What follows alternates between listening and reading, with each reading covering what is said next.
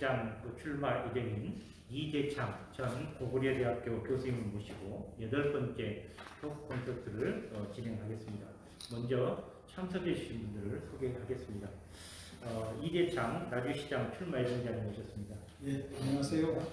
이재창입니다. 지정 패널로 혁신도시 포럼 조진상 운영위원장님. 네, 안녕하세요. 한국농촌경제연구원 박시현 박사님 하셨습니다. 예, 안녕하세요. 보조 패널로는 열린 플랫폼의 윤기한 운영위원님 모셨습니다. 안녕하십니까. 여러분 생방송을 시청하는 도중에 궁금한 사항이나 정책에 대해서 묻고 싶은 것이 있으면 언제든지 댓글 이렇게 달아주시면 저희들이 대신해서 후보자께 질문 드리도록 하겠습니다. 출마 예정자님 안녕하세요. 네. 이력을 살펴보니 고구려대학교 교수도 이렇게 얘기하셨고 또 신정은 개의원 보좌관도 이렇게 하셨고 자치분권이나 환경운동에도 이렇게 참여하셨습니다. 근데 이번에 시장 출마를 결심하게 된 배경이나 동기에 대해서 간단히 좀 말씀해 주시죠. 예, 제가 지난 20년 동안 교직과 그리고 시민사회 단체 활동, 환경운동, 특히 자치분권 운동에 대해서 열심히 해왔다고 생각하는데요. 특별히 제가 관심을 가졌던 균형발전, 자치분권에 대한 그 활동이 시장 출마를 하고 생각하니까 참 잘했다라는 생각이 드는데요. 제가 이제 나주시장에 출마하게 된 것은 크게 나주가 안고 있는 세 가지 문제가 있는데요. 하나는 지방자치 32년 동안 제대로 된 시장이 제 임기를 제대로 마친 경우가 딱 2번 있고 8번 가운데 6번이 지금 애매한 이러한 상황으로 끝이 났고요. 두 번째는 선거를 치르면서 진영간 싸움으로 시정이 시민들의 정서가 분열되어 있어서 통일된 합일된 힘을 만들어내지 못하고 있는, 그리고 나주의 경제 여건이 저는 전국 어디에서 내놓아도 뒤지지 않을 만큼 튼튼함에도 그것들을 활용하지 못하고 있어서 이러한 것들을 타개해보자, 해결해보자 라는 취지에서 출마하게 됐습니다. 네, 분열되어 있는 나주를 통합하시겠다. 또 나주의 이렇게 보면 지역을 활성화해 보이시겠다라고 이렇게 말씀 주신 것 같은데요. 대표 공약에 대해서 한 2, 3분 내외로 요약을 해서 좀 말씀해 주시기 바랍니다. 네, 공약은 배경과 맞닿아 있는데요.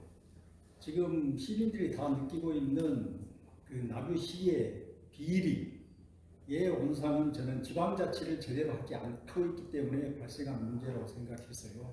첫째는 시장이 권력을 내려놓고 지방자치 제대로 하면 열린 행정, 인허가, 그리고 인사, 구매, 이 모든 것들이 깨끗하게 이루어지리라고 보고요. 두 번째는 역사문화도시와 원도시 개발인데요. 역사문화도시는 지방자치 시작한 이후에 지금까지 튼튼하게 계획이 짜져 있기 때문에 그것은 속도감 있게 추진하는 것이고, 우리가 지금 관심을 가져야 되는 것은 원도심의 쇠락, 원도심의 피폐에 대해서 관심을 가져야 되고, 세 번째는 이 농촌의 이 피폐 그리고 쇠락에 대한 대응, 그리고 마지막으로는 복지의 문제인데요. 나주의 특수한 교육복지와 그리고 농촌지역, 미연지역에 있는 그 노인들에 대한, 어르신들에 대한 복지 대책을 세워야 된다, 이렇게 생각하고 있습니다. 예, 한 4가지 그 공약 4가지 부분에 대해서 좀 말씀을 주셨습니다만은 30분 시간 동안에 4가지 부분들을 다 이렇게 좀 다루기는 어려울 것 같고, 그 중에서 특히 이제 아까 원도심, 그다음에 이제 교육 문제, 그다음에 농촌 문제에 대해서 어떻게 말씀을 주셨기 때문에 이 부분에 대해서 좀 말씀을 좀 드리고자 합니다. 그 원도심에 대해서 말씀을 주셨는데요. 원도심은 구체적으로 어느 곳을 이제 이야기를 하는 것일까요? 저는 크게는 이제 원도심이 저 동부 지역의 남평, 중부 지역의 나주, 그리고 서부 지역의 영산포, 그리고 면 소재지 정도를 뭐 원도심 정도다 이렇게 규정하고 얘기를 시작하겠습니다. 그 남평, 나주, 영산포 그리고 면 소재지 그러면 그 원도심의 개발이나 정비 방향을 어떻게 생각하고 계시는지 말씀해 주십시오. 예, 뭐 중심 지역이니까요. 나주부터 말씀드리면 나주의 원도심의 그 개발, 나주의 활성화라고 하는 측면에서 생각해 보면 나주가 지금까지는 역사 문화 도시가 완성이 되면 모든 문제가 해결되리다 이렇게 생각하고 이 부분에 대해서 집중적인 얘기들을 해왔었는데요. 지금까지 그 계획들이 된 적이 없기 때문에 역사 문화 도시는 속도감 있게 진행하는 것이 맞고요. 그리고 실제 활성화는 저는 신도시, 즉 나주대교에서 건너오면 왼쪽으로 영산강변을 돌고 있는 삼도동, 토계동, 소월동, 크게는 영산포, 영광동의 구영아파트까지가 아마 영산강변으로 보면 될 겁니다. 이곳을 개발하는 것이고요. 그리고 두 번째는 남평의 원도심인데 남평의 원도심은 하나는 그 시장 주변에 전형적인 그 원도심의 개발이 있고요. 두 번째는 남평에 지금 주민들이 요구하고 있는 이 강변도시의 대체 도시로서 지금 강변도시가 되면서 농공단지가 예정되어 있었는데요. 주민들이 민원이 지금 폭주해서 그곳을 진행을 못하고 있는데 이곳을 오히려 강변도시를 만드는 것보다 대체 주거시설로 갔으면 쓰겠다라고 하는 것이고 마지막으로 윤림들에 대한 요구가 있는데 이곳은 15만 평 정도 되는데 삼포와 혁신도시와 남편을 연결하는 그 세 축의 핵심 지역이어서 이곳을 개발하는 것입니다.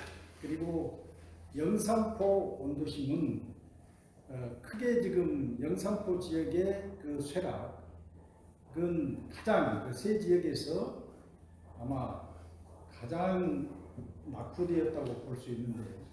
그곳은 그 시민들이 계속 영산포 원민들의 요구는 뭐냐 그러면 미용고 이제를 통해서 그곳을 중심 삼아서 취락 개선, 주거 환경 그리고 공원 이걸 통해서 영산포의 모양을 바꾸고 그 다음에 초봉골이나 이 초봉골의 그 지역도 역시 마찬가지인데요.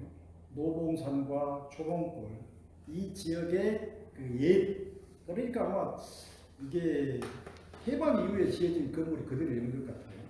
이곳에 그 낙후된 지역들을 개발해서 주거 환경을 개선하고요. 그리고 마지막으로는 영산포는 홍어가 뭐 전국에서 으뜸으로 지금 알려지고 있는데요. 저는 홍어를 단순히 영산포 홍어는 먹는 것이 아닌 문화상품으로 저는 팔아야 된다고 합니다. 그리고 영산포 홍어는 스토리텔링이 충분히 가능합니다. 그래서 이제 먹는 홍어가 아니라 문화상품으로의 홍어를 만들어 가겠다라고 하는 거고 면 소재지의 개발 문제는 다시 시간을 잡아서 말씀드리겠습니다. 네. 교수님께서는 지금 도시계획 전공한 것은 아니시죠? 네. 도시계획 전공하지는 않았지만 도시계획, 도시개발 이런 쪽에 굉장히 좀 관심이 많으시네요. 네. 지금 여러 가지 남평, 나주 그리고 영산포에 대해서 쭉 어떻게 개발 방향을 좀 말씀해 주셨는데 그 중에서 그 남평 지구에 농공단지 지금 주민들과의 갈등도 있고 문제가 많으니까 차라리 신도시 개발로 전환했으면 좋겠다라는 거 하고 또 영산포 경우 미용도를 중심으로 해서 거점 삼아서 그 주변 지역을 신도시 개발 방식이 아니라 도시 전기 또는 도시 재생 방식으로 이렇게 하겠다는 것이죠. 네. 그러니까 그런 부분에 대해서는 충분히 납득할 수 있고 또 받아들일 수 있고 또 그렇게 해야 한다고 생각이 드는데 지금 말씀하신 것 중에는 신도시 개발이 지금 많이 끼어 있어요.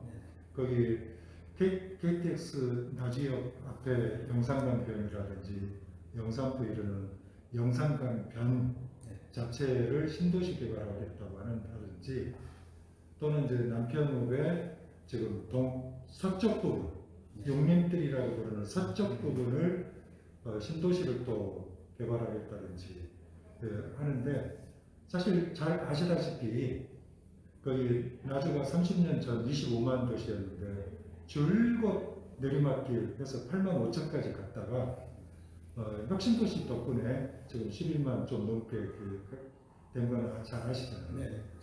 그리고 전국적으로 저기 특히 남부 지역은 다 거기 인구 소멸 뭐 이런 것들이 심각한 상황에서 이런 신도시 개발 수요 이것이 정말 있을 것인가?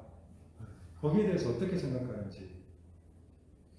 그래서 제가요 이건 단순히 제 생각이 아니라 전에 나주에 그 신혼부부 몇 명과 그리고 청년들 한 10여 명이 만나서 토론을 좀 했는데요.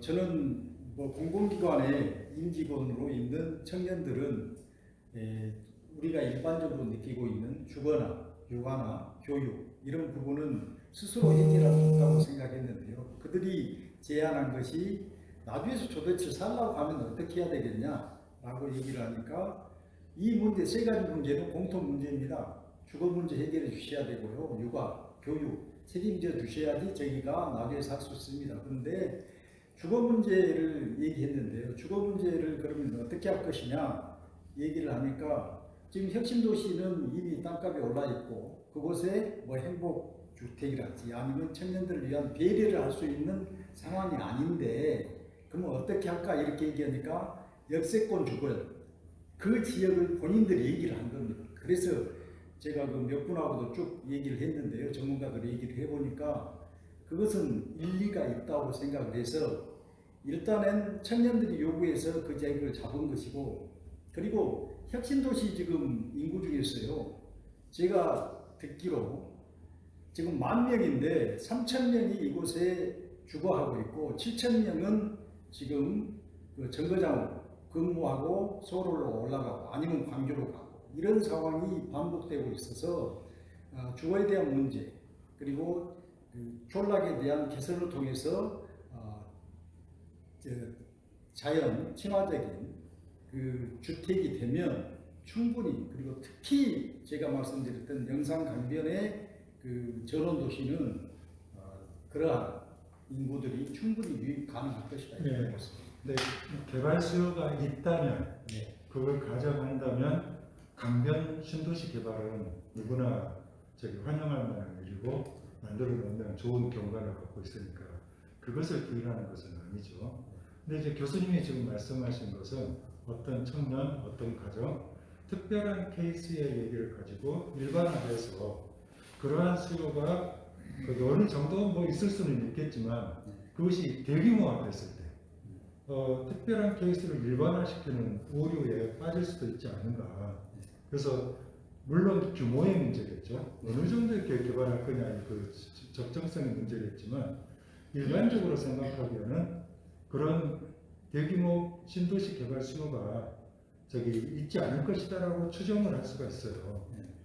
그리고 이제 또 원도심도 이렇게 정비하고 도시재생강처로 살기 좋게 꾸민다고 하면 거기에도 들어가서 살 수도 있는 거고 그래서 그것만 가지고는 설득이 어렵지 않느냐라는 생각이 들거든요. 그래서 제가 말하는 것은 제가 이제 건설이라고 하니까요. 네. 듣기로는 이것을 통해서 대규모 뭐 사업을 벌려서 그 경제적인 이익까지 추구하는. 근데 신도시 개발이라는 것이 그게 규모가 그렇게 이렇게 용어가 적절한 용어가 없기 때문에 건설, 신도시 이렇게 말하고 있는데요. 제가 아까 말씀드렸던 대로 환경 친화적인 저밀도 개발을 통해서 적정한 그 인구를 얘기하는 것이고 그리고 특히 나주 지역에 수용 가능한 저밀도, 전원형 신도시를 하더라도 저밀도 그렇습니다. 그거는 이제 물론 최산성이 나올 거냐 그런 측면도 있긴 하지만 지금 교수님께서는 그런 방향으로 지금 생각하시는 거죠. 그럼 하나만 더 좀 여쭤볼게요.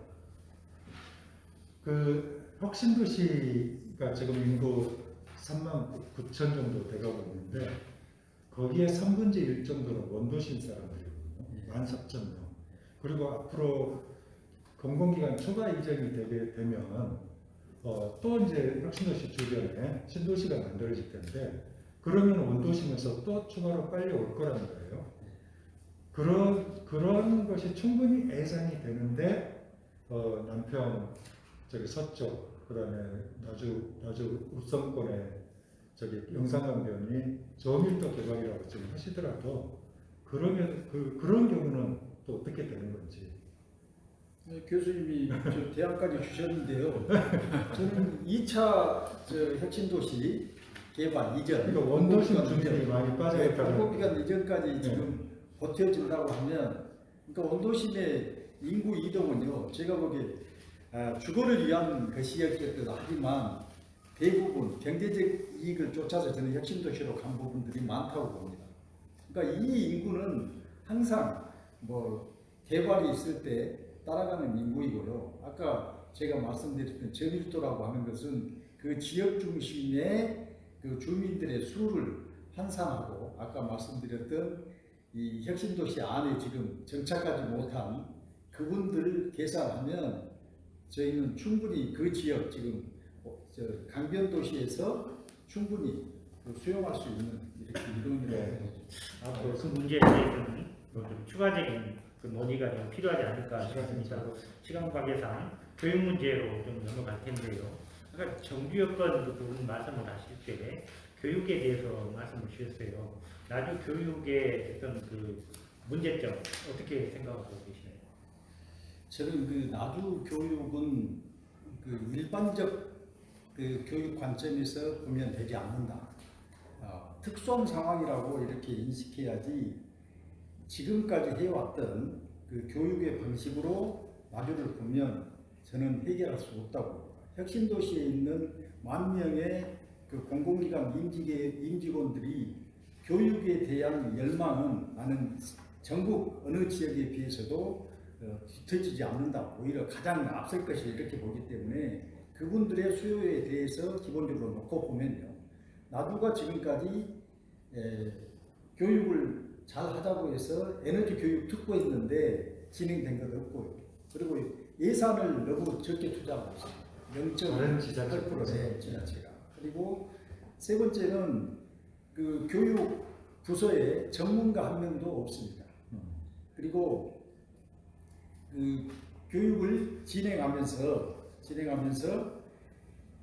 아까 그 특수한 상황이 있음에도 불구하고 교육의 당사자, 이게 도교육청과 나주시 그리고 학부모 간 한 번도 저는 기억이 없습니다.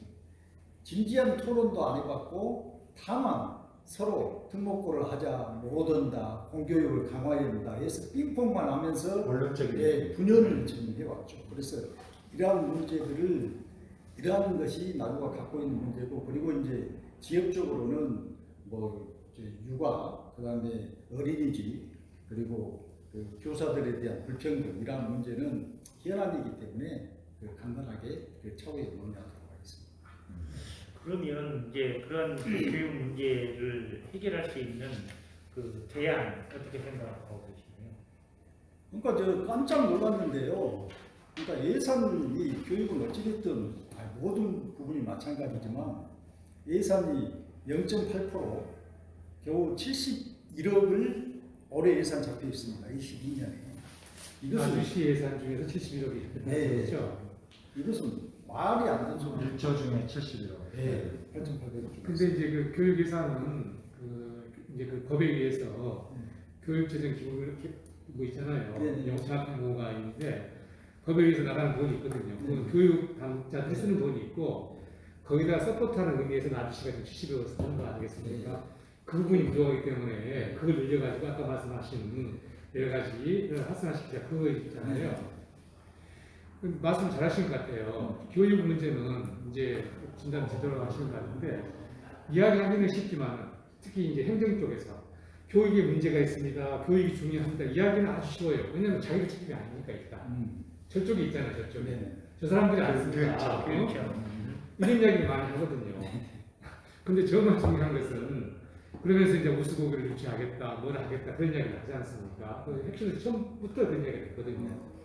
그런 문제는 이제 여러 가지 복합적이고 또 이해관계들이 워낙 많기 때문에 정말 나주시에서 해야 할 일은 아까 그 제대로 치러갔다고 생각합니다. 나주시에서 교육 관련 사람들이 모여가지고 진작 이런 자리에서 나주시 교육에 대해서 허심탄회하게 토론해본 자리가 없었다. 그걸 만드는 게 중요하다고 생각해요. 그러네, 정말. 거기에 돈을 써야 되겠죠. 네. 70이 부족하면은 더 돈을 쓸 수가 있는 거고. 그런 거 아니겠습니까? 네. 소위 말하는 교육 거버넌스라고 할 수가 있는데요.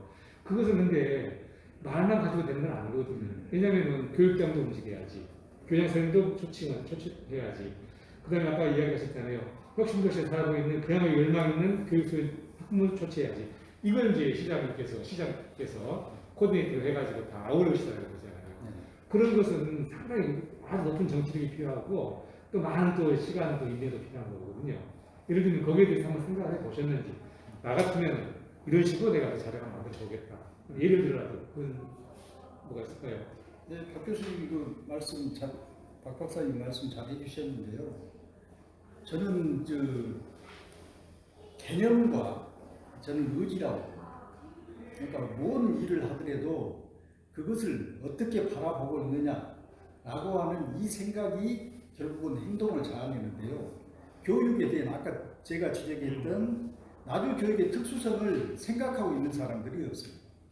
근데 이제 제가 이제 여쭤보는 것은 개념과 의지도 중요하지만 여기서 워낙 복합적인 문제이기 때문에 기술력이 있어야 돼요. 기술력. 제가 지금 여쭤보실 기술력, 어떤 기술력?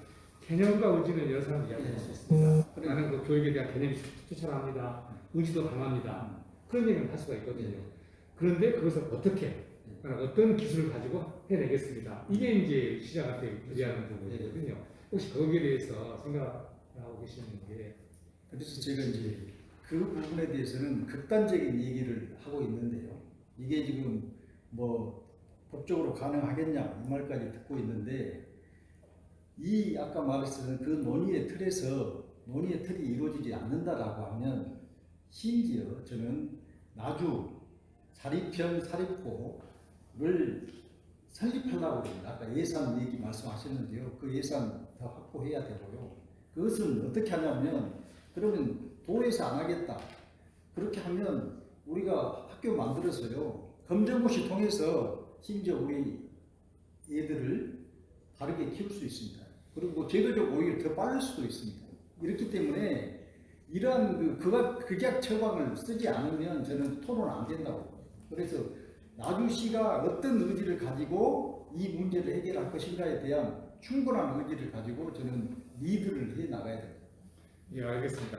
하여튼 나주시장은 70이라는 예산, 그걸 이제 중요한 수단으로 삼아가지고 지렛대 삼아서 교육을 움직일 수 있겠는데 그게 나주시 전체에 들어가는 교육 예산에 비하면은 아주 일부일 거란 말이죠. 네. 그러니까 그만큼 약발이 적을 수도 있겠는데 아무튼 우리 예정자님께서 상당히 그 부분에 대해서는 상당히 나름대로 강한 그 의지를 가지고 계신 똑똑하네요. 예, 알겠습니다. 그 교육 거버넌스하고 그 부분은 충분히 공감이 갑니다만은 그 자립형 학교 사립학교 그 부분은 현 정부의 어떤 그 정부 정책하고 좀 달라서 추가적인 논의가 좀 필요하지 않을까 싶습니다만 계속 좀 그 말씀을 나누기가 어려워서 다음 주제인 농업정책 그 부분으로 넘어가도록 하겠습니다.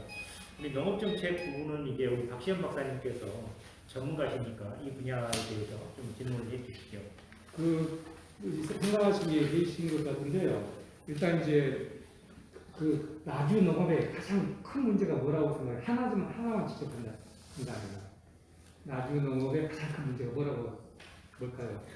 어렵죠. 어려워요. 농업 자체가 워낙 문제가 많기 때문에 나주에서 보니까 나주 지역 농업의 문제는 이거다. 그건 혹시 생각하시는? 저는요, 나주가 농토가 너무 비옥해가지고 생산물 자체가 저는 우수하다고 봅니다. 전국 어디에 내놔도. 근데 제대로 평가받지 못하고 있습니다.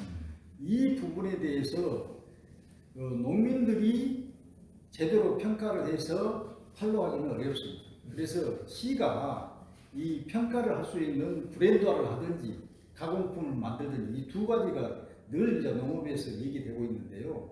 가장 중요한 것이 저는 브랜드화를 통해서 나주 농산물이 제대로 평가받게 하는 것이 저는 경제성을 확보하는 길이라고 봅니다. 예, 저도 거기에 전적으로 동감합니다. 네. 아주 잘 보신 것 같은데요. 통계를 보면은 나주시 지방자치단체 중에서 나주시처럼 농업이 활발한 곳이 없어요. 축산, 그다음에 경정, 원예, 아주 다수, 그야말로. 근데 나주처럼 농산물 제값을 못 받는 것도 많지 않습니다. 브랜드. 네. 그 원인이 이제 바로 그거거든요. 그래서 나주시는 제가 각자 도생이 사실 이제 농민들은 약하기 때문에 농민들만 열심히 하고 약하기 때문에 조직화한다고. 약한 힘을 이제 강하게 하려면 조직화가 돼야 되는데 그게 지금 나주시처럼 안 되는 것이 있는 것 같아요. 너무나 똑똑해서 그런지. 그러니까요. 그래서 이제 거기에 대한 핵심인데, 각자 도생. 근데 이제 만약에 그 중심에 드는 시장이 있다고 생각하거든요. 네. 나주 시장께서 농업은 또 당사자들이 있잖아요. 농협이 또 중요한 주체가 되는 거고요. 나주는 또 관련된 원협도 있고 많잖아요. 나주 시장이 돼가지고 나는 그것을 정말 한 곳을 모으는 어떤 액션을 취해보겠다. 이제 그게 사실 어려워요, 그게. 서로 이제 내 책임, 내 책임 이렇게 하고 이제 그러다 보면 또 세월이 가거든요. 근데 거기서 도안을 가지고 계실까요? 그러니까요. 나주가 그 기반이 농업이었잖아요.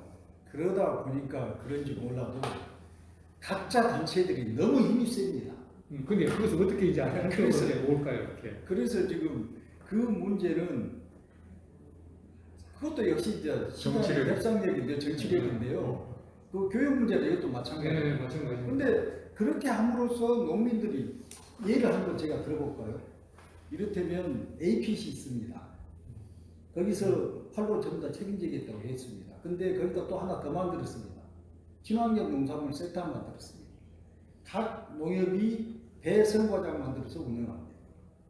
그래서 각 단계마다 수수료를 받으면서요. 농민들은 그 수수료가 떨어나간지도 모르고 당하고 있는 실정이거든요. 이를테면 그래서 이런 것들에 대한 충분한 설명 그리고 실체 알려서 농민들이 무엇이 자기들에게 도움이 되는 것인지 설명하고 농민들 설명은 좋은데 해결해 나가. 농민들 힘이 아니고 그 위에 있는 여러 가지 농가들 조직들, 장들 예. 그 사람들 한자리에 모여가지고 우리 나주시 지역 농업을 위해서 이런 행동, 공동 행동을 합시다. 역할 분담을 합시다. 내가 앞장서겠습니다. 이런 이제 역할을 하셔야 될 건데 거기에 이제 기술적으로 어떤 이제 방법이 있을 것인지 그건 상당히 근데 실질적으로 살펴보니까 그 예산 상당 부분을 그러한 곳에 지금 그 협동조합이나 그다음 아까 APC나 이것에 시 예산이 들어가거든요. 그 예산을 무기 삼아가지고 그래야죠. 할 수 있겠다 네. 이야기하시는 거죠. 예. 결국은 아까 이제 교육도 마찬가지지만 농업 부분에서도 각 그 기관 단체 간의 그 어떤 그 협업이랄지 또 뭐 이렇게 거버넌스 이런 부분이 좀 필요하다고 하는 그 이야기인 것 같습니다. 혹시 그 시청자 그 뭐 좀 질문 관련된 예. 좀 해보시죠. 오늘 특별한 질문은 없는 것 같은데요. 근데 마침 오늘 그 법원에서 SRF 저희 사업 개시 허가에 관해서 패소하게 돼가지고 조만간 가동될지도 모른다는 그런 불안이 있습니다. 그동안 이제 SRF 반대 운동에도 참여를 쭉 해오셨고 앞으로 이 SRF 현재의 처지를 고려했을 때 어떻게 해결 방안 또는 어떻게 무슨 접근을 해나가야 될까요?